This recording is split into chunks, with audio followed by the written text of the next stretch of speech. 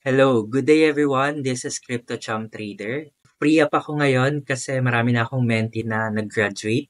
And ito yung detail na tinuturo ko sa kanila. So, pag naintindihan mo to, kung paano ko ituro to ng detail, premium na to, what more pag nakipag one-on-one ka pa sa akin during live session. So, makinig ka mabuti kasi ang itatopic natin ngayon is yung two types of journal. Number one, journal ng size, yung entry, yung exit, yung size, tapos yung fee, and yung expected P&L mo. Then, yung second journal is yung lesson learned sa market. Okay? So, panoorin mo to hanggang matapos yung video para matuto ka kung paano mag-backtest and mag-accumulate ng data sa market. Unang gagawin natin sa top-down analysis is magcha-chart muna tayo. Sabihin natin, $1,000 yung funds mo, ito yung first trade mo. So, pag top-down analysis, syempre, manggagaling ka sa charting. Okay? So, start tayo sa bias. So, this is 4 hours time frame. Ito yung chart ng BTC. And as you can see, bearish yung movement ng BTC. So, I would expect na tataas siya dyan, then bababa siya dito. Simple lang yung charting. Since meron siyang tataas dito, based on my analysis, kukuha ako ng isa pang konting long lang dito. Long position. Okay? Kasi pataas yung retracement niya.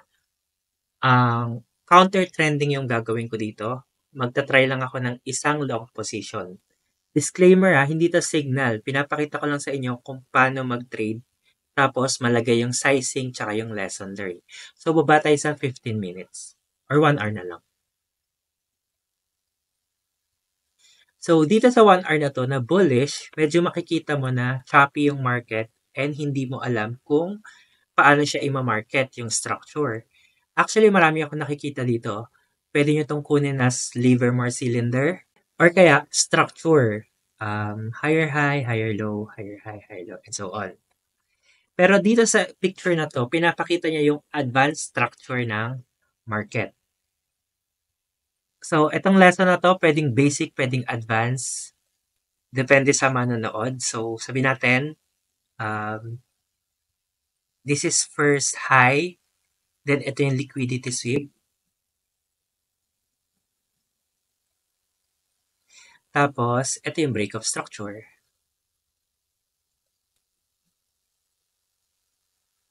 Okay. Second high, liquidity, which is hindi pa nasi-sweep. Okay. Then, ito yung unconfirmed break of structure. Break of structure siya, pero hindi pa siya nangyayari. Okay? Kasi para lang masayang break of structure siya, kailangan nakalagpas na dyan si price or ma-confirm yung high niya. Pero hindi pa siya confirm kasi hindi pa naman nasisip yung liquidity unlike sa nangyari dito. Confirm low na kasi itong ilalim. Okay? Confirm low na yan kasi nasip na yung liquidity. So ngayon, si market, I would expect na isisweep niya tong liquidity na to and somewhere dito, pwede siyang mag-retrace pataas. Okay? So, ang pwede natin makita dito is order block.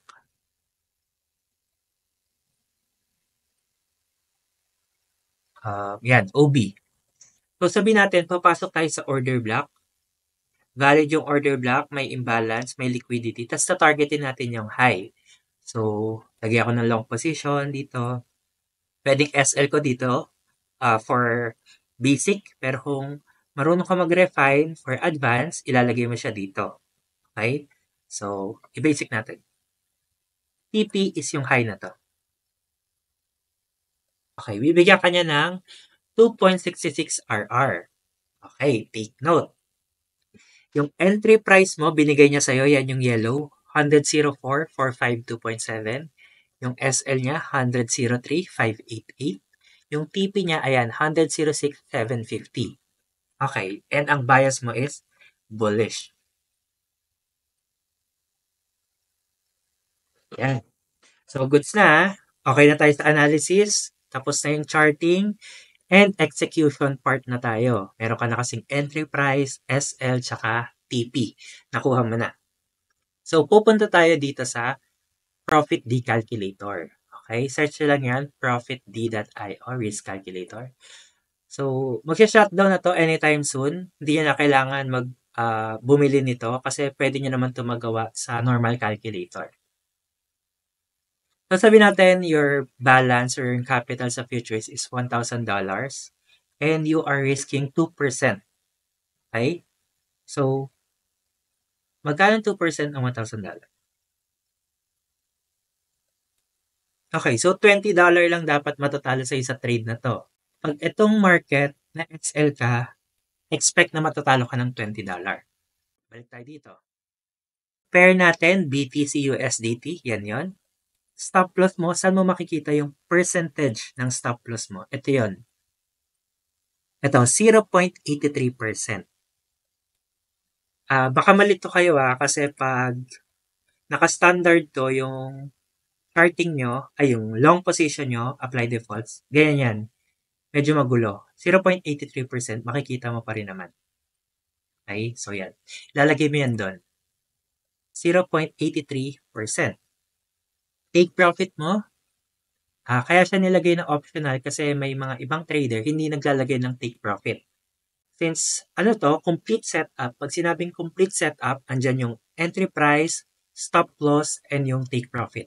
So, dahil complete setup to, andito yung take profit natin. 106,750. Ay, mali pala. Yung percentage pala kukunin mo, 2.20%. 2.20%. Yan na, okay. So, ngayon, entry price mo, andun din yung information. Ayan, yung color yellow. 104,452.7. 104,452.7. Okay, so wait natin i-calculate niya. Ayan. Ito yung trade details. So, ipapakita niya sa'yo yung proper position size, yung maintenance margin, 9.64, margin balance na lalabas sa P&L mo, then yung leverage na gagamitin mo. Actually, leverage trading kasi to. So, ito yung risk reward na ginamit mo, 2.65. 2.65, saan mo nakita yan? Ito yan, no? Yan yung risk reward ratio. So, 2.66, so may konting difference lang. Dito, 2.65. Ano ibig sabihin nun? Ibig sabihin, pag natalo ka, 19.94 USDT yung matatalo sa'yo. Or, round off mo na lang ng $20, which is yun yung nasa calculator natin. Pag natalo ka. And pag nanalo ka, since yung risk-reward ratio mo is 2.65, mananalo ka ng 52.85 USDT or 53 USDT. Okay? So, yan ay importanteng information bago mo pa i-execute yung trade. Saan mo naman ilalagay yung mga ganitong details? Punta tayo dito sa Google Sheet na to. Actually, nasa G Drive to and itong Google trading materials na to, napupuno pala tong Google Drive. I'm thinking paano ko to i-send sa community para pwede yung i-download. Then, i-apply nyo. So, ituturo ko sa inyo.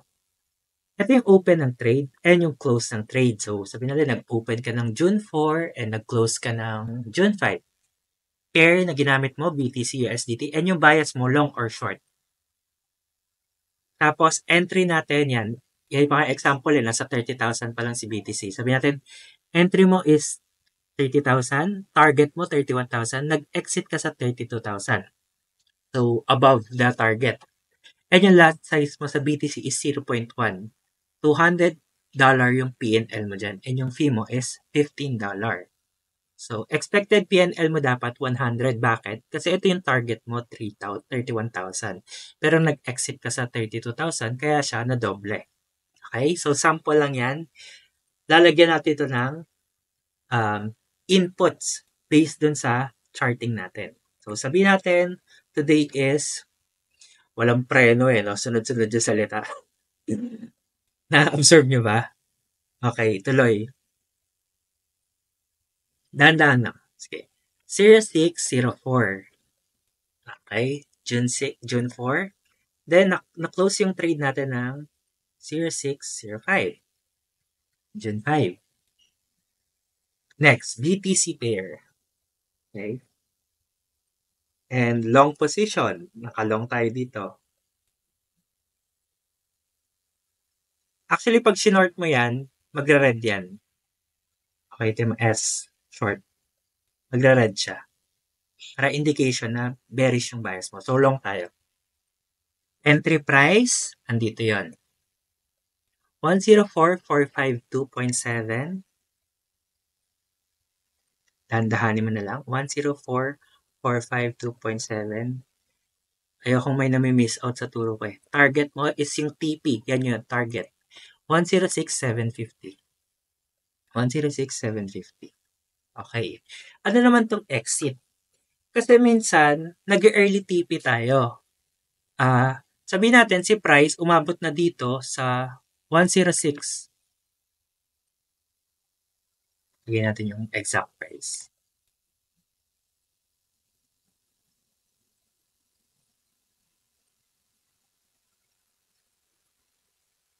Yan. Sabihin natin si price, dito pa lang umabot sa 106,600. Nag-TP ka na. Hindi mo na inantay yung 106,750.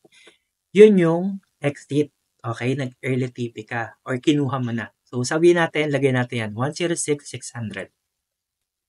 106,600. Okay. Ngayon, wala pang value yung PNL mo kung magkano kikitain mo. Kasi wala ka pa nilalagay na size. Saan mo kukunin yung size? Doon yon sa information na kinalculate natin dito. Ito, position size. 0.023 BTC. Okay? So, ilagay natin yung 0.023 BTC doon para makita nyo na lalabas to sa gains mo. Itong amount na to. Okay?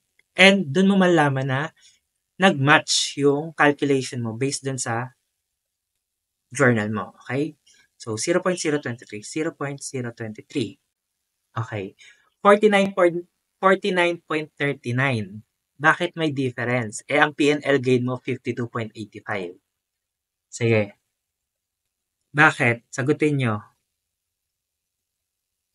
Di ba dapat PNL gain natin is 52.85? Sama naman yung position size 0.023. So, may difference, di ba? So, gusto ko, i-comment nyo dyan sa baba, bakit may difference. I-review nyo yan. And gagawin kong part 2 to pag nasagot nyo sa comment section. Then, after that, pupunta tayo sa actual journaling. So, yan. May assignment kayo agad. Pinanood nyo kasi ito eh. So, bakit may difference? Ang expected PNL natin, $52.85 or $53. Bakit 49 lang to? Okay? So, yun lang. Follow for part 2. I hope may natutunan kayo dito. And comment nyo dyan sa baba kung ano yung nagets nyo. See you ulit sa next video. Yun lang. Thank you and bye-bye.